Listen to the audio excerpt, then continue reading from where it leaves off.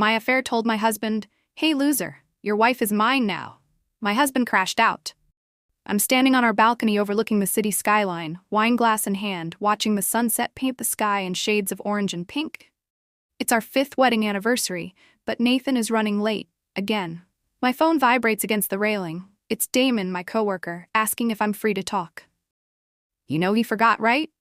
Damon texts. "No way a guy remembers anniversaries. Want me to keep you company instead?" I think, Nathan probably hasn't even thought about our anniversary. He's probably buried in spreadsheets at the office like always. My fingers hover over the screen. I shouldn't respond, but something about Damon's attention has been making me feel alive lately. "Sure, I could use the company," I type back, taking another sip of wine. "Nathan's working late anyway." I'm Vanessa Mitchell, 33, marketing executive at Horizon Media, married to Nathan Mitchell, 36, financial analyst and the definition of dependable. We met 7 years ago at a friend's rooftop party. Nathan was different from the flashy, self-centered men I'd dated before. Quiet, intelligent, thoughtful. While my friends chased after guys with sports cars and Instagram followers, I'd found someone solid, someone who promised stability. But lately, that stability has started to feel like stagnation. I hear keys jingling at the front door. Nathan walks onto the balcony, his navy blue suit slightly wrinkled, carrying a small gift bag. "Happy anniversary," he says, leaning in to kiss me. I turn my cheek toward him slightly, offering the bare minimum. "Sorry I'm late. Traffic was terrible, and I wanted to make sure I got your gift." I take the bag, pulling out a delicate silver bracelet with a tiny heart charm. It's tasteful, elegant, completely predictable. "It's nice," I say, slipping it on my wrist without much enthusiasm. "Thanks." I see his face fall slightly before he masks it with a smile. "You don't like it?" "No, it's fine. It's the same type of thing you always get me." I set my wine glass down harder than I intend to. "Don't you think after 5 years, you could be a little more creative?" Nathan looks at me, confused. "I thought you liked silver jewelry. You wear it all the time." "That's not the point."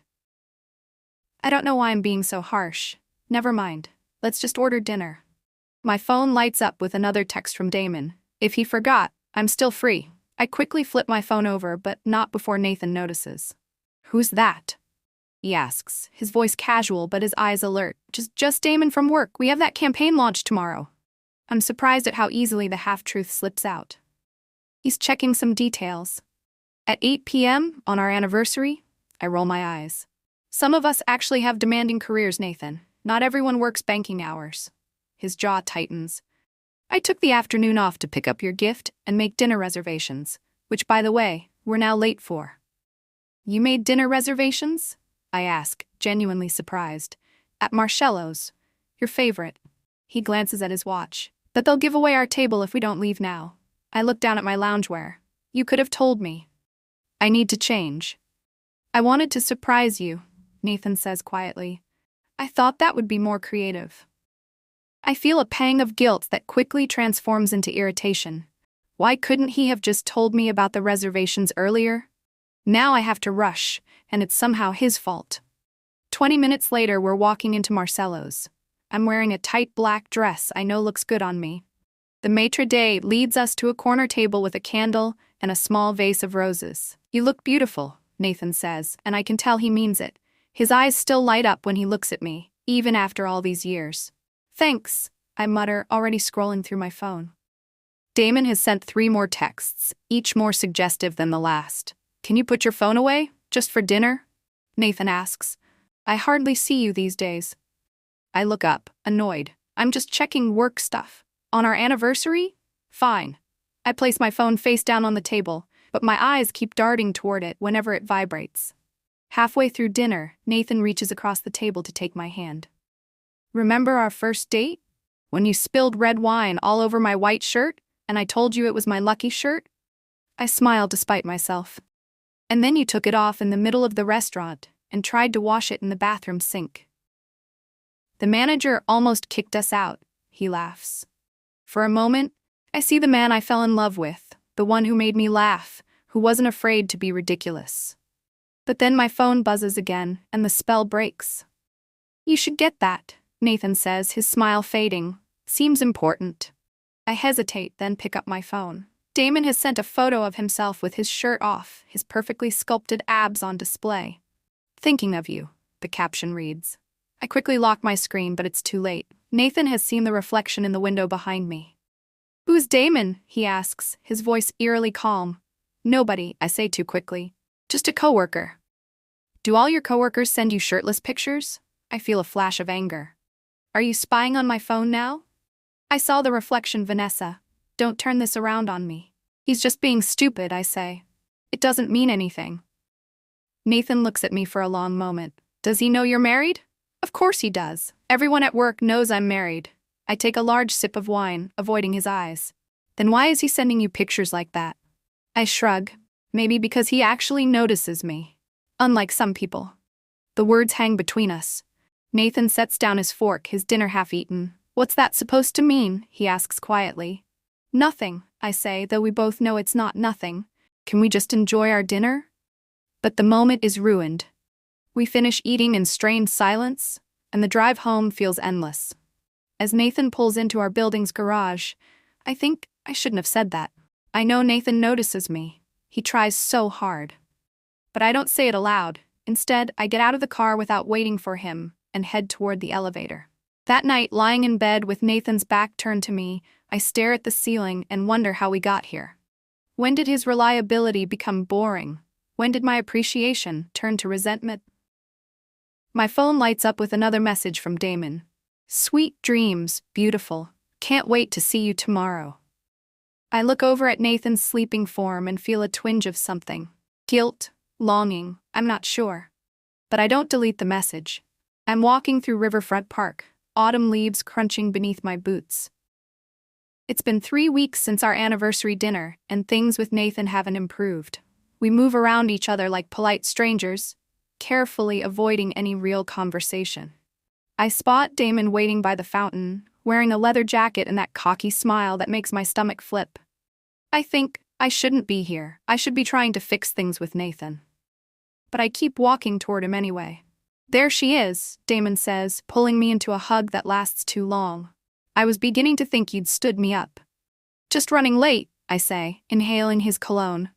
It's nothing like Nathan's understated scent. This is bold, demanding attention, like Damon himself. Coffee? He asks, gesturing toward a nearby cafe. We sit at an outdoor table, autumn sun warming our faces despite the chill in the air. Damon talks about himself incessantly. His CrossFit achievements, his family's vineyard in Napa, the time he met a minor celebrity at the airport. I should be bored, but there's something intoxicating about his energy, his absolute certainty in his own appeal. Enough about me, he finally says, though I doubt he means it. How are things with the husband? I hesitate. Fine. Just fine? That doesn't sound promising. He reaches across the table to touch my hand. You know, I've wanted to ask you out since your first day at Horizon. I was wearing my wedding ring on my first day, I point out. He shrugs. Ring doesn't mean happy. I should shut this down. I should tell him I love my husband, that I'm committed to my marriage. Instead, I hear myself saying, things have been complicated lately. Complicated how? Nathan and we've just grown apart. He's so predictable. The word feels like a betrayal as soon as I say it. Damon leans forward. And you don't want predictable? I think about Nathan, about the way he always sets the coffee maker the night before so it's ready when I wake up, about how he remembers to buy my favorite shampoo before I run out. Small, consistent acts of love that I've started taking for granted. I don't know what I want anymore, I admit. I think you do, Damon says, his confidence never wavering. I think you want someone who makes you feel alive again. Before I can respond, he stands up and extends his hand. Come on. I want to show you something. We walk to his car, a sleek silver sports car that probably costs more than Nathan makes in a year. I think, this is wrong, I should go home, but I get in anyway. Damon drives us to a viewpoint overlooking the city. It's beautiful, peaceful, and completely secluded. Warning bells ring in my head, but I ignore them. I come here to think sometimes, he says, turning to face me. Thought you might appreciate the view. It's lovely, I say, and I mean it. The city stretches out below us, buildings gleaming in the afternoon sun. You're lovely, he replies, and then he's leaning in, his hand on my face, and I'm not stopping him. His kiss is nothing like Nathan's. It's hungry, demanding, almost aggressive. I should pull away. Instead, I kiss him back. When we finally break apart, I'm breathless. I can't do this, I say, but my body language contradicts my words. You already are, Damon points out, and from where I'm sitting, you seem to be enjoying it. He's right. Despite the guilt churning in my stomach, there's a thrill in this moment that I haven't felt in years. The danger, the newness, the sheer recklessness of it all. I'm married, I say weakly. You mentioned things are complicated. His hand rests on my thigh. Maybe I can help uncomplicate them. I should get out of the car. I should call Nathan and tell him I love him. I should work on my marriage instead of running from it. This is a mistake, I say. Only if we get caught. Damon replies with that infuriating grin. 2 hours later, I'm walking into my apartment, hair disheveled, lipstick smudged, guilt and excitement warring in my chest. Nathan is sitting at the dining table, working on his laptop. Where have you been? He asks, glancing up. Just grabbing coffee with a colleague, I lie, avoiding his eyes, lost track of time. I head straight for the shower, scrubbing away the evidence of my betrayal. As the hot water pounds against my skin, I think, what have I done? How could I do this to Nathan? But even as guilt consumes me, I'm already thinking about when I'll see Damon again. I'm sitting in a booth at Vanguard, a trendy downtown bar with exposed brick walls and overpriced cocktails. It's been 2 months since that first kiss with Damon, 2 months of lies and secret meetings and constant text messages. Nathan suspects something. He's not stupid, but he hasn't confronted me directly. Damon slides into the seat across from me, immediately draping his arm around my shoulders. Miss me? He asks, already ordering us drinks without asking what I want. It's only been 8 hours since I saw you at work, I say, but I lean into him anyway. The thrill hasn't worn off yet, though something else has started to creep in, a nagging doubt, a growing awareness of Damon's flaws that I initially chose to ignore. 8 hours too long, he says, kissing me with enough passion to draw glances from nearby tables. You talked to the husband about moving out yet? I tense. No, I haven't. It's complicated. What's complicated? You're not happy? You tell him, you leave. Damon makes it sound so simple. We've been together for 7 years, married for 5. It's not that easy to walk away. Seems pretty easy to me. You've been walking away every time you meet me. His tone is casual, but there's an edge to it. That's different, I say, though I'm not sure how. Is it? Either you want to be with me or you don't, Vanessa. He tightens his grip on my shoulder. I'm not going to wait around forever while you play house with that loser. I flinch at his description of Nathan. Don't call him that. He's a good man. Good but boring, right? Isn't that what you said? Damon signals for another round of drinks. Look, I get it, you've got history. But at some point, you need to choose. I think about Nathan at home, probably making dinner, waiting for me despite knowing I'm lying about where I am. I think about the way his eyes have lost their light lately, the way he stopped trying to kiss me goodnight. I need time, I say. Damon's expression hardens slightly. Time for what? To string us both along? That's not fair. What's not fair is making me your dirty little secret. He downs his drink. I want you, Vanessa, all of you, not just the parts you're willing to give when it's convenient. I'm about to respond when I hear a familiar voice. Vanessa? I look up to see Sarah, one of Nathan's colleagues, standing at our table. Her eyes dart between me and Damon, taking in his arm around my shoulders, the intimate way we're sitting. Sarah, I say, my voice unnaturally high. Hi. What are you doing here? Meeting some friends. Her expression is carefully neutral. I didn't expect to see you here. Just having drinks with a coworker, I say quickly. Sarah, this is Damon. Damon, Sarah works with my husband. Damon extends his hand, all charm and confidence. Nice to meet you, Sarah. Any friend of Vanessa's is a friend of mine. Sarah shakes his hand briefly, her eyes still on me. I should get back to my friends. Nice seeing you, Vanessa. As she walks away, I feel panic rising in my chest. She's going to tell Nathan, I whisper. So what if she does? Damon asks. Maybe it'll force you to make a decision. You don't understand. This could ruin everything. He raises an eyebrow. Isn't that what you want? For your marriage to be over so we can be together? I don't know what I want. The words come out louder than intended, drawing glances again. Damon's expression darkens. Well, you better figure it out fast because I'm getting tired of waiting. I grab my purse and stand up. I need to go. Running back to hubby? The mockery in his voice makes me flinch. I need to think, I say, already heading for the door. Outside, the cool night air clears my head slightly. I consider calling Nathan, telling him everything before Sarah does. But what would I say? That I've been having an affair but I'm not sure if I want to leave him? That I've betrayed everything we built together because I was bored? I take a deep breath, deciding to face whatever comes.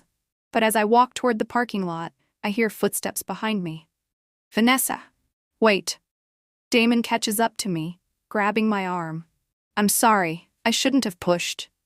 Let go of my arm, I say quietly. He releases me immediately. Look, I just want to be with you. Is that so wrong? I don't know what I want anymore, I admit. This whole thing has gotten out of hand. Do you love him? Damon asks bluntly. I hesitate. He's my husband. That's not what I asked. Do you love him? More than me? It's a question I've been avoiding. The truth is, I don't know if what I feel for Damon is love or just infatuation, an escape from the predictability of my life with Nathan. I need to go home, I say finally. Damon steps closer, his voice softening. Come home with me instead, just for tonight, figure things out tomorrow. Part of me wants to say yes, to postpone the inevitable confrontation, to lose myself in Damon's arms one more time.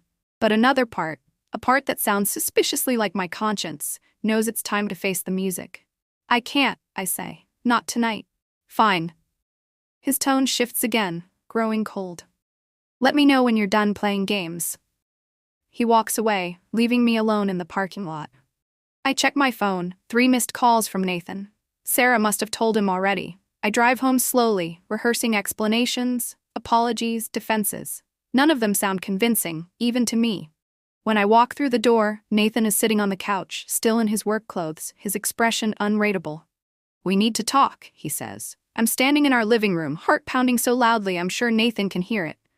The space between us feels electric, charged with unspoken accusations. You're having an affair, Nathan says. It's not a question. I think, deny it, make up an excuse. Tell him Sarah misunderstood. But I'm tired of lying. Yes, I whisper. Nathan nods slowly, as if confirming something he already knew. How long? 2 months.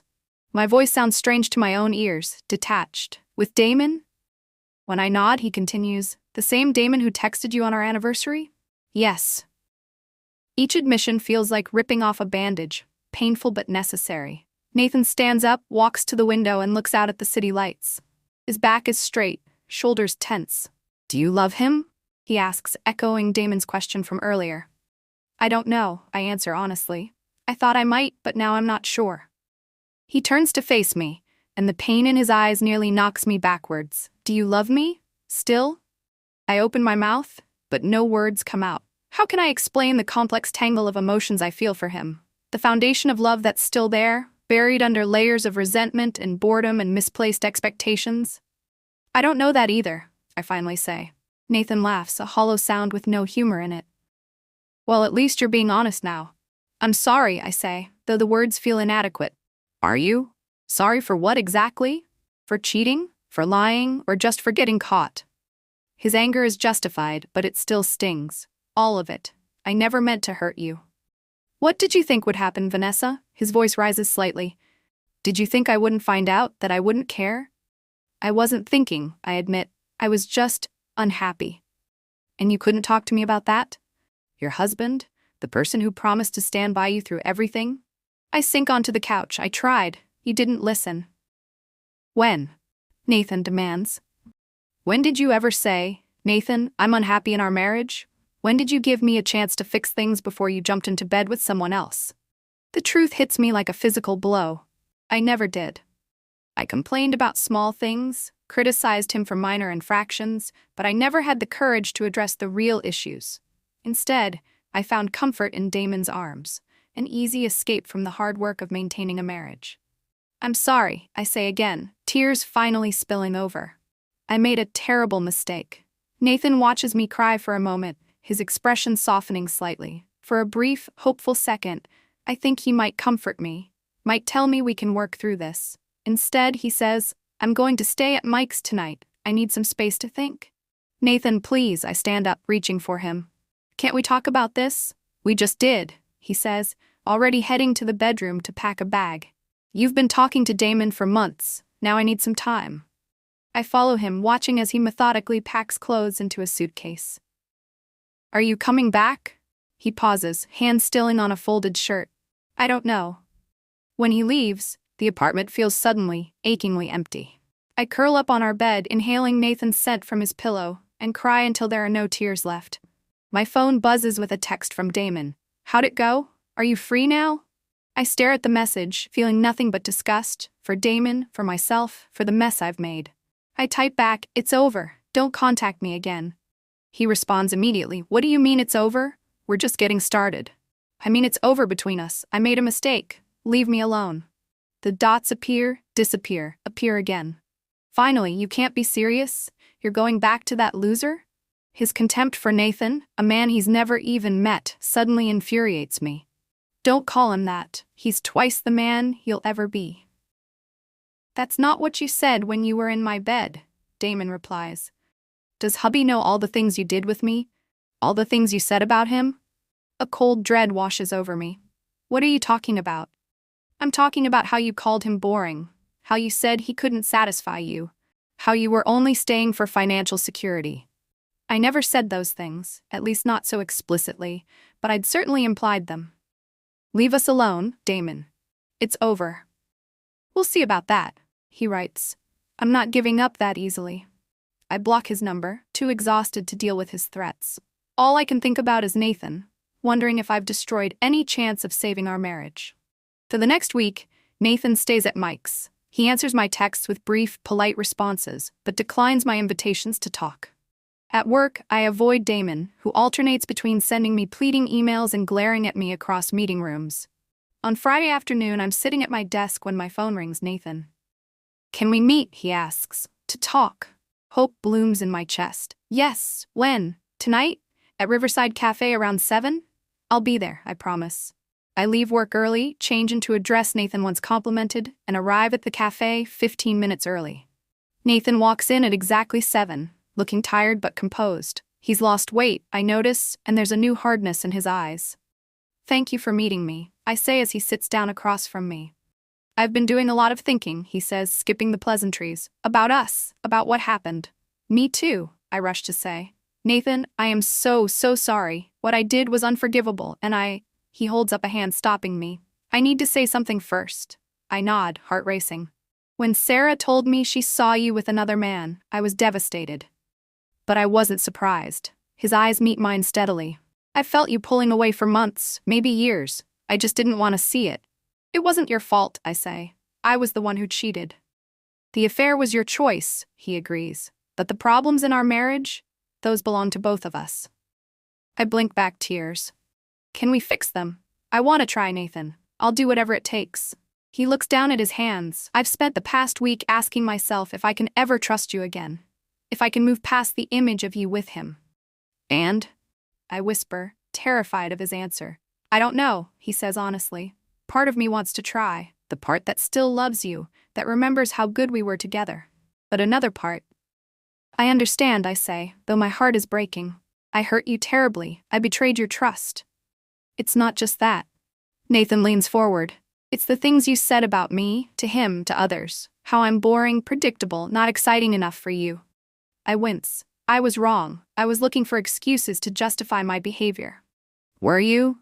Or was there some truth to it? His gaze is piercing. Because if that's how you really feel, Vanessa, then even if we tried to rebuild, we'd end up right back here eventually. I open my mouth to deny it, to tell him he's the love of my life, that Damon meant nothing. But Nathan deserves better than more lies. I did feel that way sometimes, I admit. I took your stability for granted. I started seeing your reliability as boring instead of as the gift it is. Nathan nods slowly. Thank you for being honest. But I know now what I was throwing away, I continue desperately. These past days without you have been hell. I miss you, Nathan. I miss us. He looks at me for a long moment. I need more time, he finally says. This isn't a decision I can make over coffee. Of course, I say, trying to hide my disappointment. Take all the time you need. As we're preparing to leave, Nathan hesitates. There's something else you should know. Your friend Damon came to my office yesterday. My blood runs cold. What? Why? To tell me that you're his now. His exact words were, "Hey loser, your wife is mine now, so you might as well sign the divorce papers." Horror washes over me. Nathan, I swear I didn't know. I told him it was over. I figured as much, Nathan says.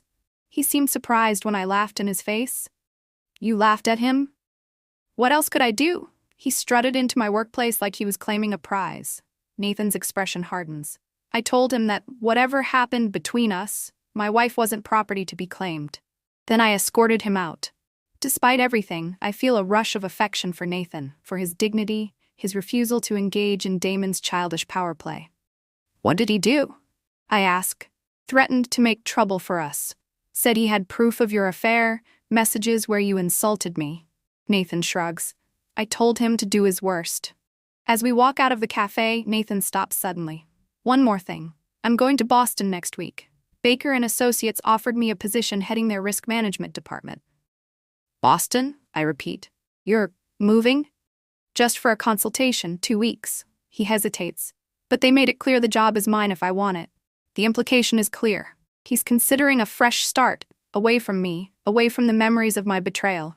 I understand, I say, though the thought of him leaving permanently feels like a physical pain. He nods, then walks away without looking back. I'm folding laundry in the living room, mindlessly matching socks while the TV plays in the background when my phone rings.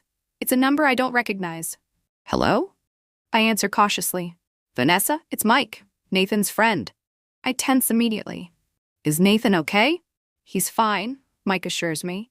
But you should know something. Damon showed up at the Landmark tonight, completely wasted. He's causing a scene, looking for Nathan. The Landmark is a local bar where Nathan and his friends often meet on Friday nights. Is Nathan there? Yeah, we're having a few beers. This guy, Damon, he's shouting about you, saying some pretty nasty stuff. Nathan's ignoring him, but it's getting ugly. I'll be right there, I say, already reaching for my keys. The Landmark is crowded when I arrive, weekend patrons spilling onto the outdoor patio. I spot Nathan immediately, sitting at a corner table with Mike and 2 other friends. Across the room, Damon is gesturing wildly, his voice carrying over the music. Sleeping with me for months, behind his back. And he's just sitting there like he doesn't care. I think, oh God, what have I done? I've humiliated Nathan in front of everyone. As I weave through the crowd, Damon spots me. There she is, the woman of the hour. All eyes turn to me, curious strangers watching the drama unfold. Nathan looks up, his expression a carefully constructed mask of indifference. Damon, stop it, I say firmly, reaching his side. You're embarrassing yourself. I'm embarrassing myself? He laughs, the sound bitter and slurred. That's rich coming from you. Does your husband know you begged me to take you away from him? That you said he was pathetic? I feel the blood drain from my face. I never said that. You're twisting my words. Doesn't matter now anyway, Damon continues, gesturing toward Nathan. Because Mr. Boring over there is moving to Boston, running away instead of fighting for his woman. I look at Nathan, who hasn't moved from his seat. He meets my gaze steadily, neither confirming nor denying Damon's claim. That's enough, Mike says, standing up. Time for you to leave, buddy. Damon ignores him, focusing on me with alcohol-glazed eyes. Tell him, Vanessa, tell him you want to be with me, that I make you feel alive in ways he never could. The bar has grown quiet, patrons watching the scene with uncomfortable fascination. In that moment, I see Damon clearly for the first time, not as the exciting escape I'd imagined, but as a selfish, insecure man creating drama for his own ego. What I want, I say slowly, is for you to leave us alone. I made a mistake getting involved with you. It's over. Damon's face contorts with anger. A mistake? Is that what you call it when you were moaning my name, telling me how much better I was than your husband? From the corner of my eye, I see Nathan flinch slightly. The blow lands. You need to leave, I say, voice shaking. Now. Or what? Damon steps closer, invading my space. You'll go crying to your husband? The same husband you were so eager to leave? Before I can respond, Nathan is suddenly between us, his back to me, facing Damon. She asked you to leave, he says, his voice deadly calm. Or what, finance guy? Damon sneers. You'll bore me to death with spreadsheets? No, Nathan says. I'll have you removed. This is a private establishment and you're causing a disturbance. Leave now while you still have your dignity. Damon laughs. My dignity? That's funny coming from a man whose wife has been cheating on him for months. Everyone here knows it now. How does that feel, huh? To be the laughingstock. It happens so quickly I almost miss it. Nathan's hand shoots out, grabbing Damon's shirt collar, pulling him close. The only person embarrassing himself here is you, Nathan says quietly. Coming to my workplace, harassing my friends, making a scene in public, all because a woman rejected you. That's not the behavior of a man. It's the tantrum of a child. Damon tries to shove Nathan, but Mike and another friend are there instantly, restraining him. Let's go, Mike says to Damon, before we call the police. The mention of police seems to penetrate Damon's alcohol-fueled rage. He shrugs off Mike's grip, straightens his shirt, and glares at Nathan. You can have her, he spits. She's not worth the trouble anyway. As Mike escorts Damon out, the bar gradually returns to its normal volume, the drama over. Nathan turns to face me, his expression unreadable. I'm sorry, I say, the words completely inadequate. I had no idea he would do this. Nathan nods. Not your fault. Can we talk? Outside? He hesitates, then gestures toward the door. We walk in silence to a bench across the street, sitting with careful distance between us. Thank you, I say eventually, for defending me. You didn't have to do that. I didn't do it for you, Nathan says. I did it because men,